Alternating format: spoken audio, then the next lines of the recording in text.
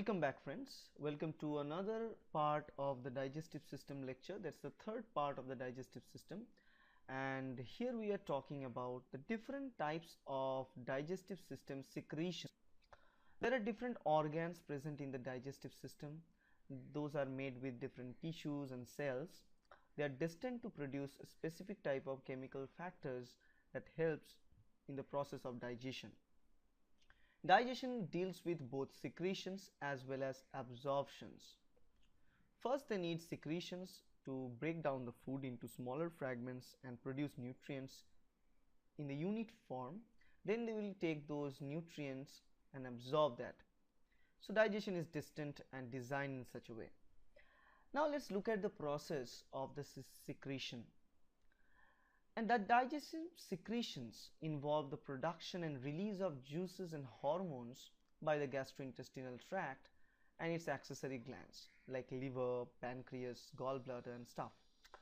The goal for our learning is to understand and list the secretion of the digestive tract, to describe their function and to describe the control of the secretion with the help of both nervous system as well as hormone mediated system.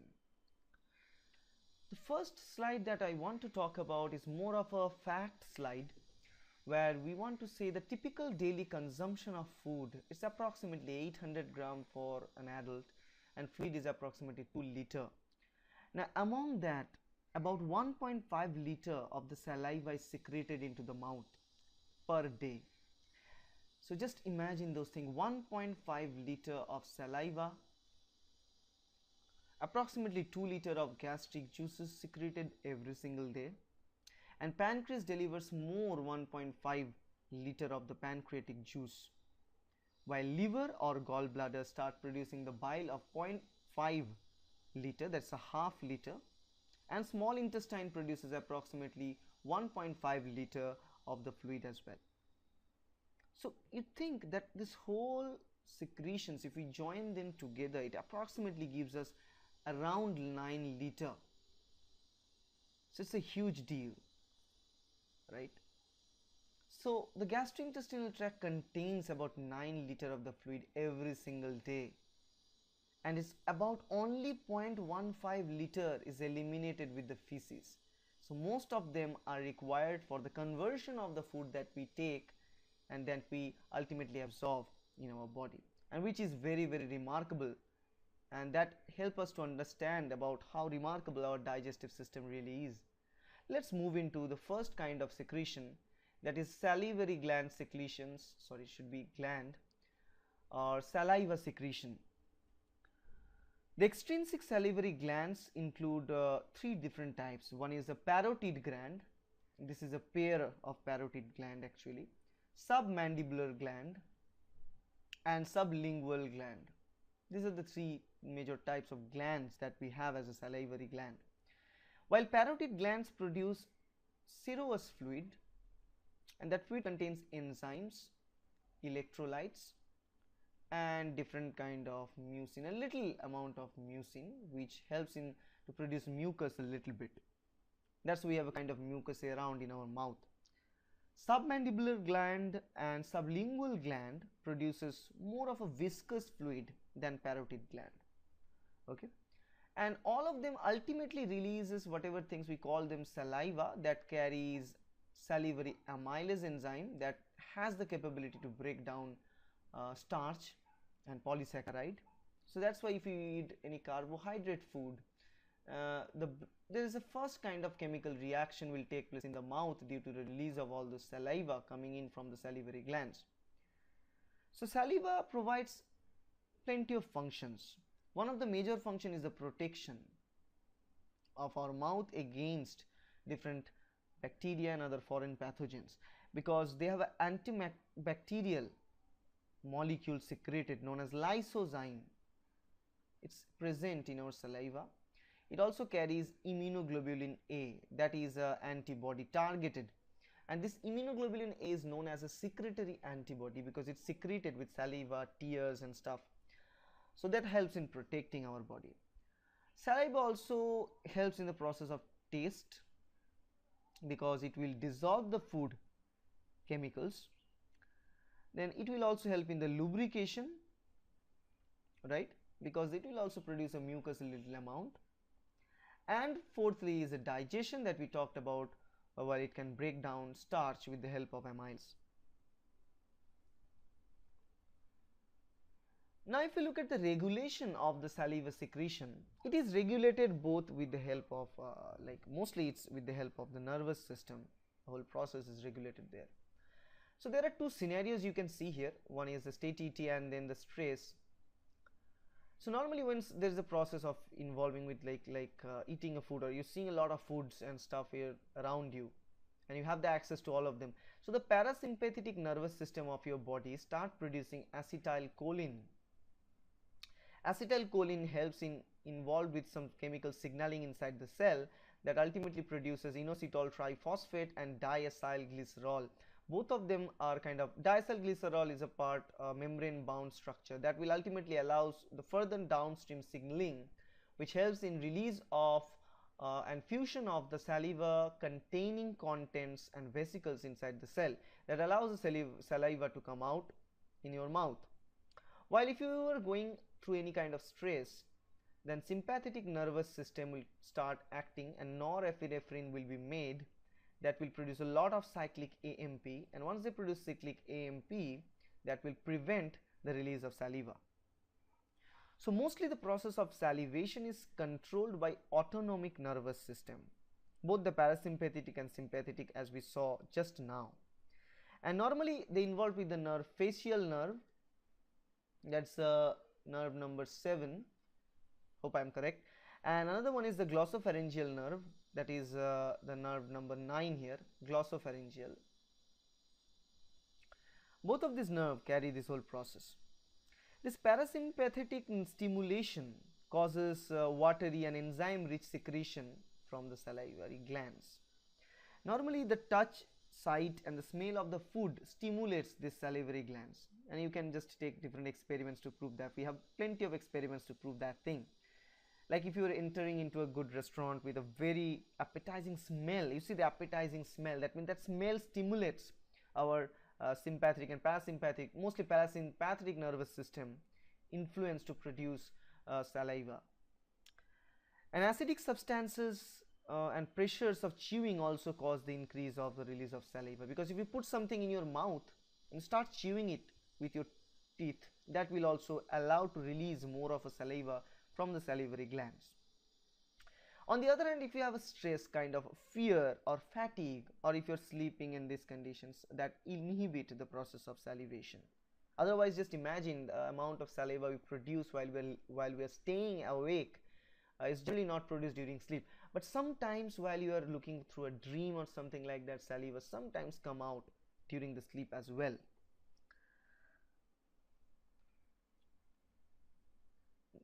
And second thing, that is another very important kind of secretion that goes on mostly in esophagus, is known as secretion of mucus, and that's also we can call it as esophageal secretions.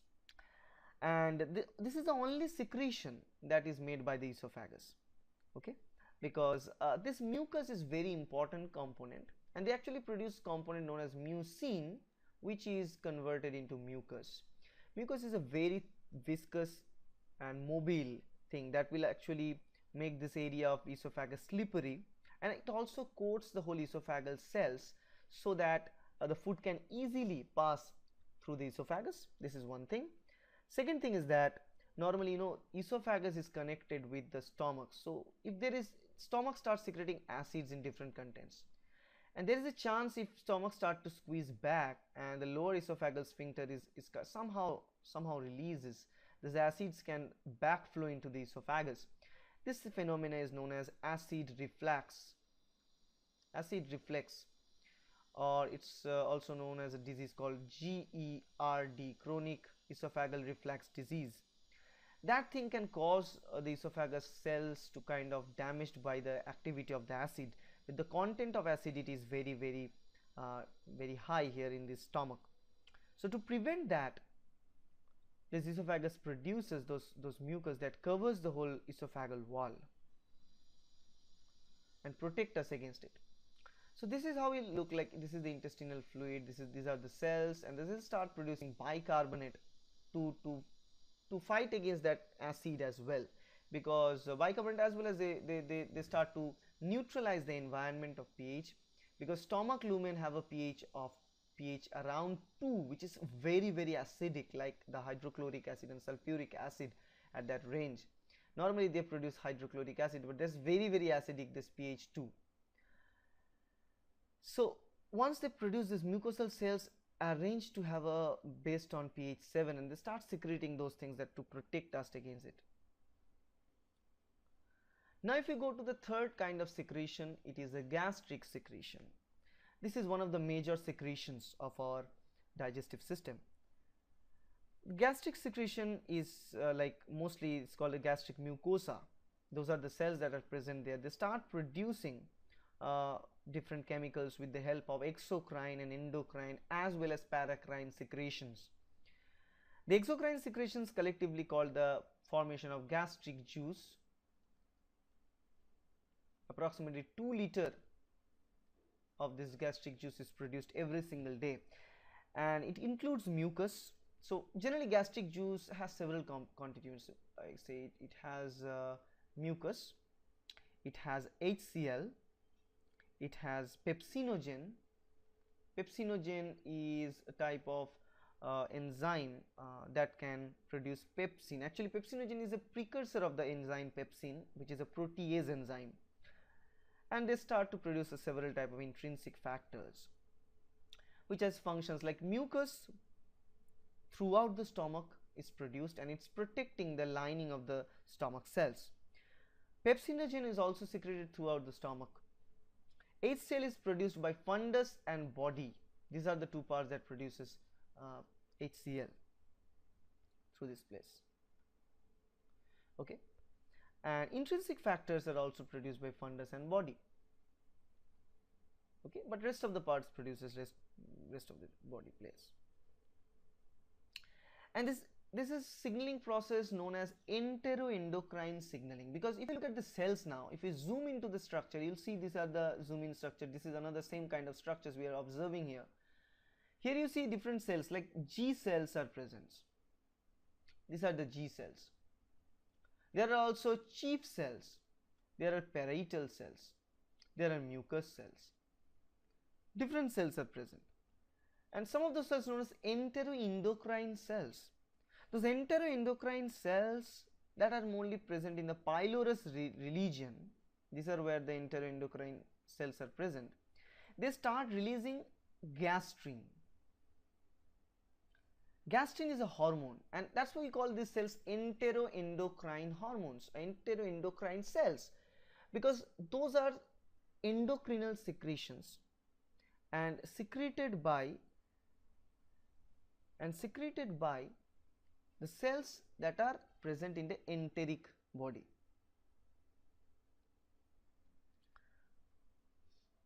And here you see that all of them, like chief cells, mucus cells, they start releasing components and factors inside by that fashion.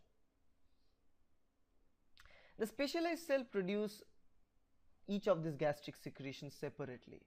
For example, the stomach mucosa is invaginated, if you look, because you know this whole stomach body, this whole cells are invaginated and they form deep wells they are called as a gastric pit, and they are filled with gastric glands, as you see here.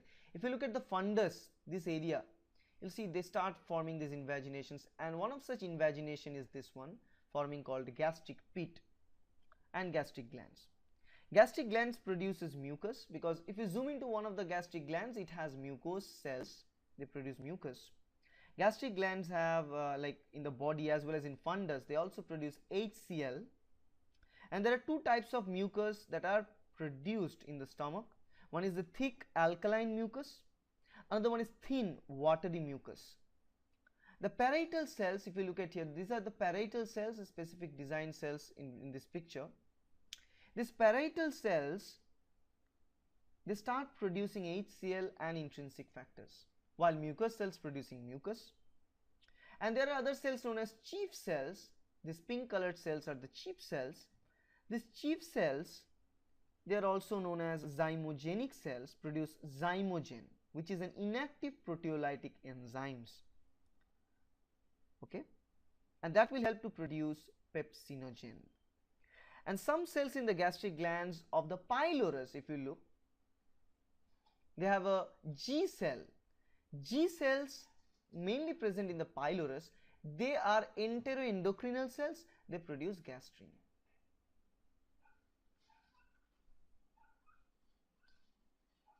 Okay. Although all of this, most of the secretions are made from the stomach cells and the gastric patent gland that is formed inside the stomach, but we still keep another slide for explaining the stomach secretions and some examples of that as well. Normally, we know that stomach produces mucus, it produces HCl, intrinsic factors and stuff. The mucus that stomach produces, that protects the stomach from the self-digestion, that's also known as auto-digestion by all those neutralizing stomach acids that's present there. So here this mucus actually neutralizes those stomach acids, and also it inhibits the activity of the protease known as pepsin. While we have mucus and the tight junctions between the cells in the gastric mucosa, they are collectively known as the gastric mucosal barriers, because if you look at the cells that are present and making the stomach, it is not loosely placed like that. We have a tight junction formed in between the cells so that all those acid contents and all those components cannot take entry in between the intercellular junctions there. Okay. Only aspirin and alcohol are absorbed across the stomach's mucosal epithelium. Otherwise, rest of the things don't have any entry point there. When aspirin or alcohol passes through the stomach's mucosal barrier, they can destroy those cells. That's why ingesting a lot of alcohol or aspirin day by day can harm your stomach, in turn harm your digestive system. And the HCl that is secreted by the stomach, especially the parietal cells, that lowers the luminal pH between approximately 1.5 to 2, this pH contents that is produced. Mostly it's produced by fundus and the body. You see the proton content is listed here, and in this case this change in pH, like on the scale that represents 10-fold change in pH in the stomach, for the example of 2 pH, that is compared to the mouth, which is 7. Sorry, it's 2 pH compared to the mouth, that is 7. So imagine how much acidic the content will be here. And actually the release of HCl is not to digest a food, it's actually to make other enzymes activated and that high acidic content. For making all those proteolytic enzymes active, they need to release this acid. The highly acidic gastric environment is also very lethal for most of the bacteria and other microorganisms. So we won't find generally bacteria there in the stomach until and unless there is any compromisation in the lining production in the stomach.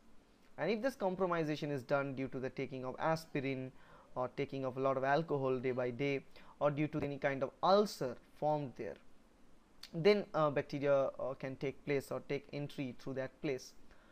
Or there are few bacteria like Campylobacter jejuni, they can actually present there in the stomach, and they can actually be there beating this acidic content over there.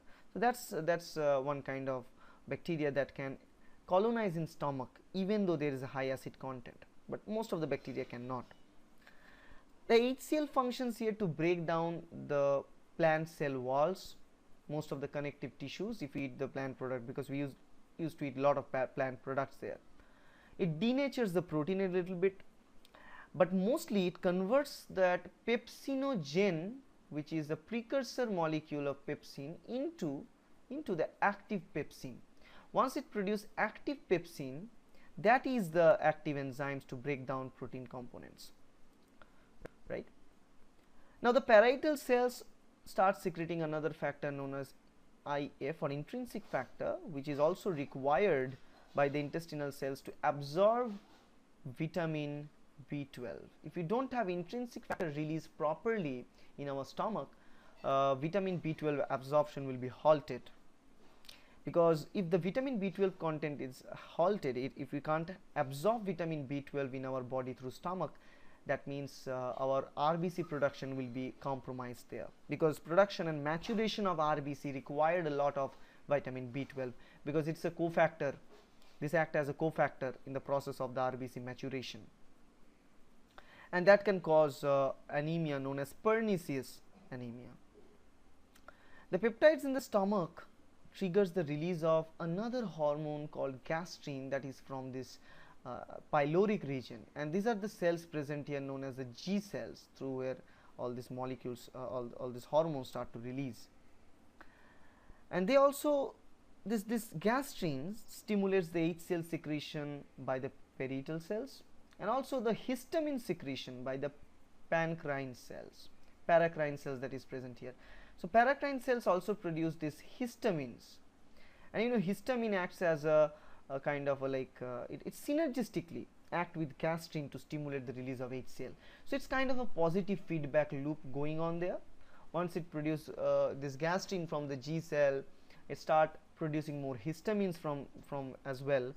So histamine and gastrin together help producing more and more HCl in the stomach to make the content more acidic and keep the content acidic over the time.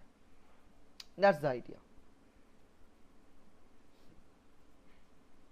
Now if you go to the other type of secretion made by pancreas, it's known as the pancreatic secretions.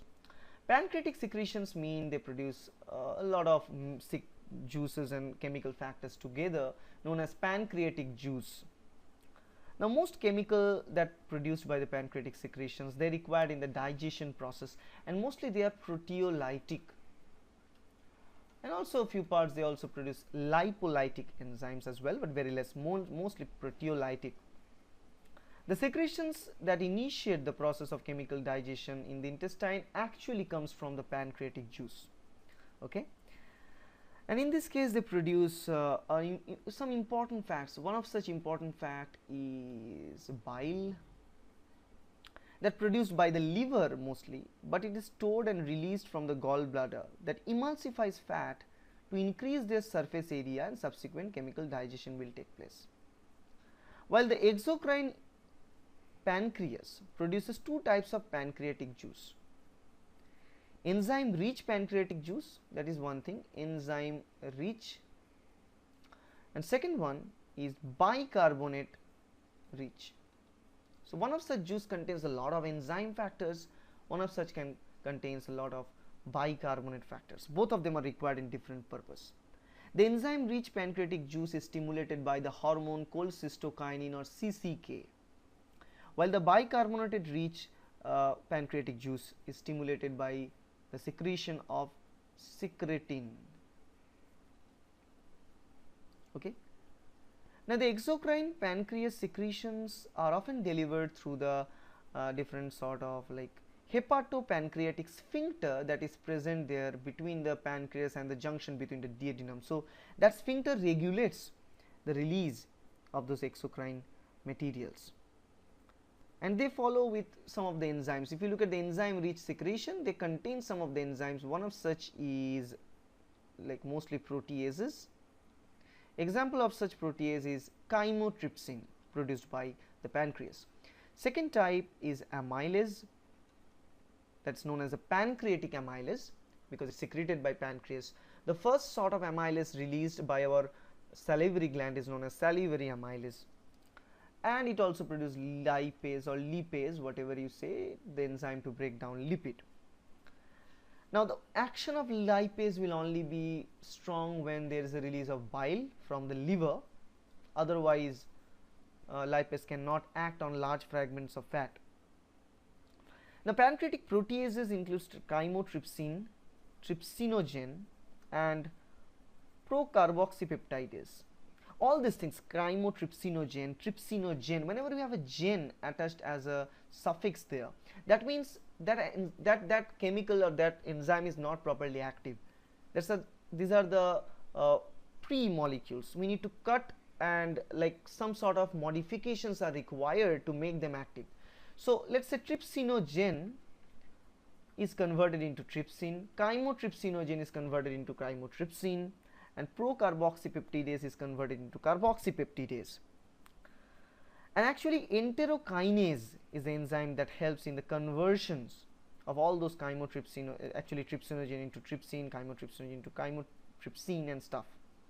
Once they produced, mostly like say the enterokinase enzyme that converts the trypsinogen into trypsin, enterokinase, that's the enzyme that converts chymotrypsinogen into trypsin. This trypsin activates chymotrypsinogen into chymotrypsin, and then trypsin activates procarboxypeptidase to produce carboxypeptidase. So these are chain events, but first started with enterokinase enzyme. Okay, and there are also a different set of cells known as duct cells that are also present inside this pancreas. Those duct cells start secreting bicarbonate. That's the second part of the secretion, bicarbonate rich secretion. This bicarbonate rich secretion from the duct cells to neutralize the acid from the stomach and to produce an optimal pH in the duodenum so that the rest of the process can work finely. Because stomach is designed in a way to support and live in the acidic environment, while the duodenum cannot receive that much of acid and live healthy. So duodenum needs to neutralize all those components, and that is done with the help of the secretion of bicarbonate there. Okay, and the endocrine pancreases, that's the process of endocrinal signaling. It also secretes some hormones because that's also famous for secreting hormones. Two such hormones secreted by pancreas, one is insulin, another one is glucagon, which are required for the metabolic pathways of after the digestion event, but not exactly in the digestion event. While insulin regulates the absorptive state and glucagon regulates the post-absorptive state of the process of the digestion, but mostly controlling the glucose concentration in the bloodstream, and that's an important role to play.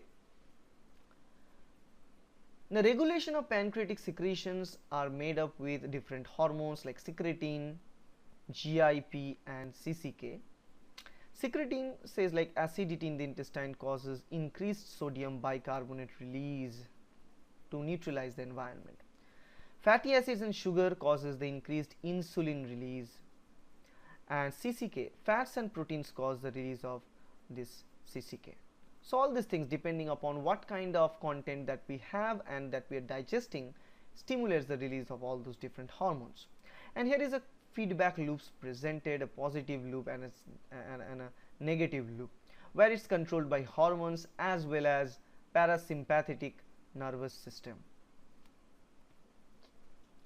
Now it's time to look for the secretion comes from liver.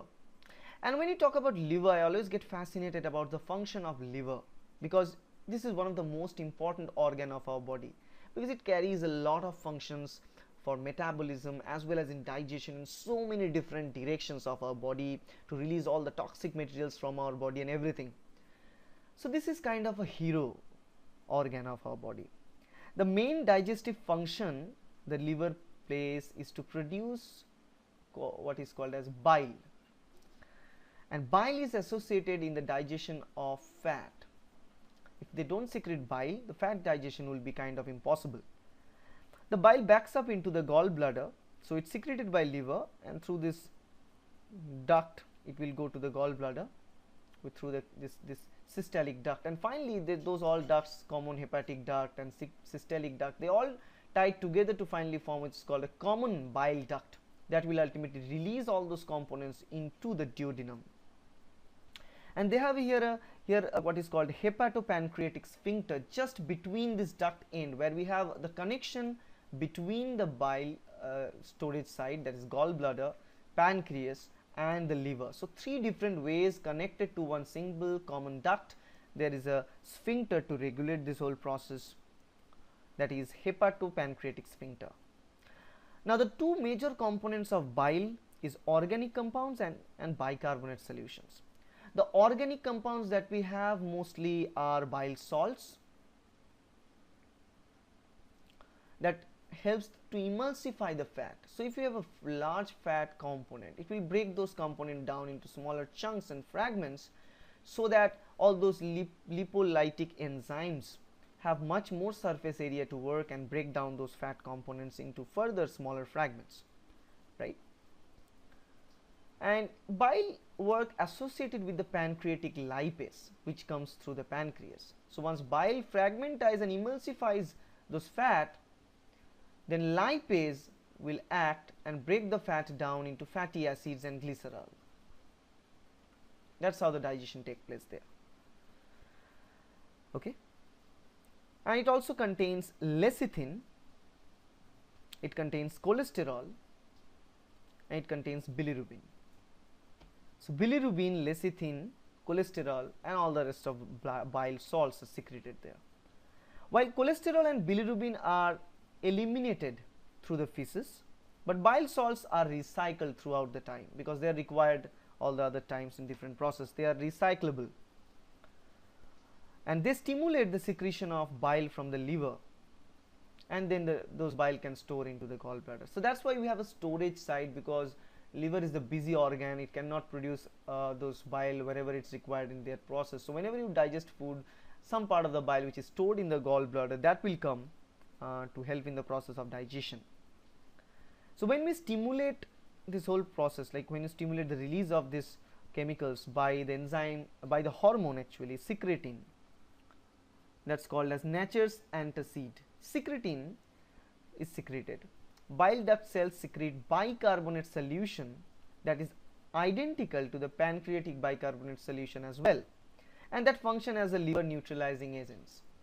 So here liver is not only allowing the fat digestion, but also it starts secreting all those enzymes. It starts release that secretin, and secretin, remember this hormone known as a nature's antacid, because it's naturally protecting us against acidity, because it's a bicarbonate solution that's produced. Now it's time to look at the secretions made in the small intestine. Small intestine have the submucosal glands, it has the Paneth cells, it has the goblet cells. All those different types of cells and tissue have different secretions. While the goblet cells release mucus, Paneth cells produce enterokinase, which is an enteric kinase enzyme that activates all those pancreatic zymogens, and submucosal glands produce viscous mucus to prevent the damage of the mucosa. Okay, if we look into little deep, we have those intestinal glands, or also known as crypts, intestinal crypts. Here you can see the detail of those such of a intestinal crypt, where you have a brush border actually made up with the villi kind of cytosolic extensions of those cells in the intestinal epithelia. It's like a brush border, because those are the microvilli of the cells that we can see. And the concept of villi and microvilli is that normally the cell lining should be like this. Once they form villi, it start to form like this. Once it form microvilli, it actually start to form things like this. So start to think of why we need to do these things. This is without any villi, this is with villi, without microvilli, this is with microvilli and villi. So the more we are dividing, that means the more surface area is increasing, and the job of the small intestine is the digestion as well as absorption of the food. That should be placed properly here. So that's why we have a lot of microvilli contents produced in there. Okay, and those cells, those epithelial cells, they produce certain enzymes. Obviously that's one part of the job, but they have another job of absorption. So that's why they need to keep in mind to modify all their components so that they can interact and involve with this whole process. Lastly, we have a large intestinal secretions. Large intestinal secretion, they have alkaline mucus in the large intestine containing bicarbonate. The mucus that we have in the large intestine, we have a bicarbonate, we have potassium ion that's secreted by the intestinal cells. because both these potassium ions that is secreted as well as this bicarbonate helps in the neutralization from the stomach acids and chyme. Potassium also helps in the process of preventing any kind of bacterial acids and damage. The role of mucus in the large intestine is much bigger compared to the any part that mucus is present, because the mucus in the large intestine coats all the mucosal cells, all the epithelial cells, that in the first order is coating all the cells, so it will prevent any sort of acidic damage. It will also prevent any sort of pathogen to enter, because this is large intestine and this is filled with E. coli. It's a healthy and friendly bacteria of human body that resides there. Not only E. coli but multiple bacteria resides there in the intestine, and the role of them is to produce vitamin K, and they also fight against some other invaders or foreign pathogens, right?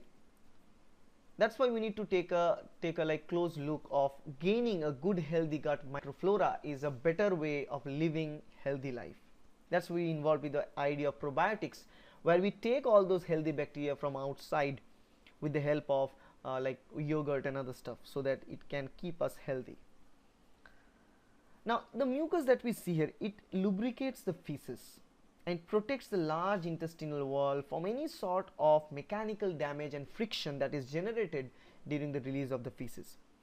Let's say a person is not drinking adequate water. In that case, the feces becomes hard and very, very hard and strong. That can lead to the damage in the intestinal wall, that can ultimately lead to the release of blood and stuff thereover.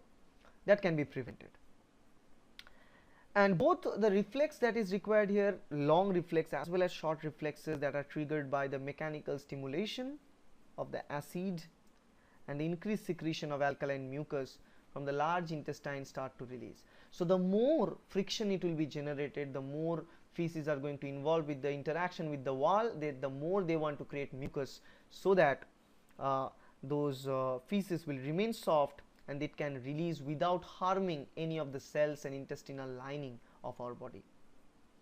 That in a sense are different sort of secretions that are required in the process of the digestion. So I hope this video helped you to understand about the digestive secretions.